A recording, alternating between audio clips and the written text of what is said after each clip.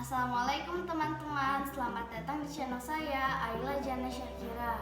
Kali ini saya ingin mewawancarai ayah saya Wisnu Widiarta mengenai pandemi COVID-19 sebagai tugas learning from home. Kita mulai yuk. Kita sering mendengar di televisi dan di sosial media orang menyebut COVID-19. Sebenarnya COVID-19 itu apa sih ya? COVID-19 itu sebenarnya merupakan sebuah singkatan. Singkatannya adalah Corona Virus Disease 2019. Artinya apa? COVID-19 merupakan suatu penyakit yang disebabkan oleh virus corona. Virus ini bermula dari Wuhan di Cina, tepatnya di ibu kota provinsi Hubei. Kejadian ini mulai diidentifikasi sekitar bulan Desember 2019. Itulah kenapa disebut 19. Apa saja sih gejalanya seseorang yang mengidap penyakit COVID-19? Gejala seseorang mengidap penyakit virus COVID-19 itu ada beberapa. Pertama, demam tinggi. Biasanya suhunya itu bisa mencapai 38 dan 39 derajat Celcius. Makanya di mana-mana setiap orang yang akan masuki sebuah rumah, bangunan atau gedung biasanya diperiksa dulu dengan termometer suhu badan, ya kan?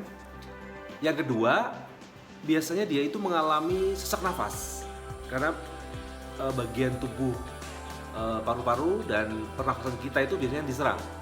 Jadi orang yang mengidap penyakit COVID ini biasanya merasa sesak nafasnya. Yang ketiga, dia juga memperlihatkan gejala kehilangan nafsu makan. Ya, jadi kalau nafsu makannya kayaknya nggak ada gitu ya, nggak mau makan ini, nggak mau makan itu, bisa menjadi salah satu pertanda gejala terkena penyakit COVID-19. Meskipun itu bukan satu-satunya ya. Berikutnya ada gejala juga, dia merasa tubuhnya itu lemas, ya nggak bisa bergerak, seperti mau pingsan atau ingin tiduran saja. Ya, kaki ini kayaknya tidak bisa bergerak. Dan yang terakhir adalah batuk kering. Orang yang mengalami penyakit COVID-19 biasanya dia mengalami batuk-batuk ya, tapi kering, tidak ada dahaknya. Jadi dari kelima gejala itu kita bisa mencurigai apakah seseorang mengidap penyakit COVID-19 atau tidak. Apa yang harus kita lakukan di saat masa pandemi ini? Yang harus kita lakukan di masa pandemik ini sebenarnya ada beberapa. Ayah bikin singkatan yang mungkin bisa kamu mudah untuk ingat, yaitu cuma jajaja. Apa itu cuma jajaja? Pertama, cucilah tangan dengan air bersih ya dan air mengalir bersama sabun selama lebih kurang 20-30 detik. Pastikan tuh digosok-gosok semua tangannya, belakang pergelangan tangan ya, sampai bersih. Pakailah masker ya.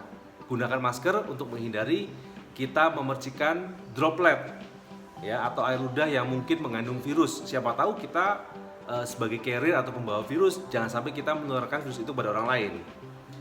Ja yang pertama adalah jaga jarak ya.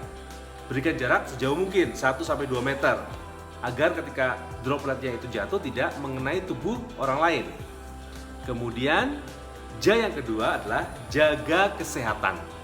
Karena kalau kita sudah menggunakan masker, kemudian menjaga jarak, tetapi kita tidak menjaga kesehatan, maka kita masih berisiko terpapar oleh virus COVID-19. Yang terakhir adalah di rumah saja.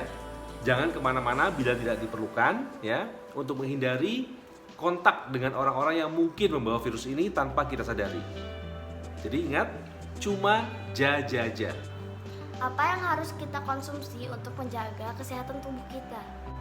Yang harus kita konsumsi agar menjaga kekebalan tubuh kita, pertama adalah vitamin C. Kedua, banyak makan makanan yang bergizi dan berprotein tinggi. Jangan lupa juga kita berjemur di pagi hari ya, supaya membantu menguatkan imun tubuh kita.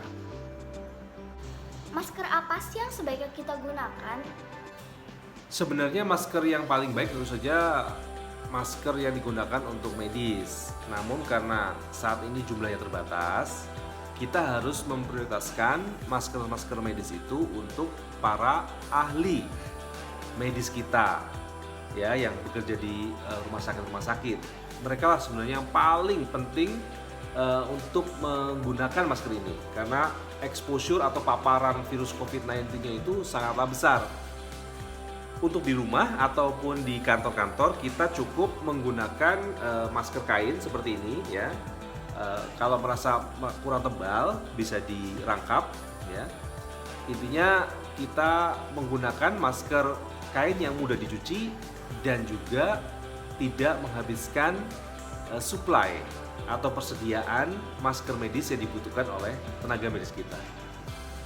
Terima kasih teman-teman semua sudah mendengarkan wawancara bersama ayah saya. Semoga bermanfaat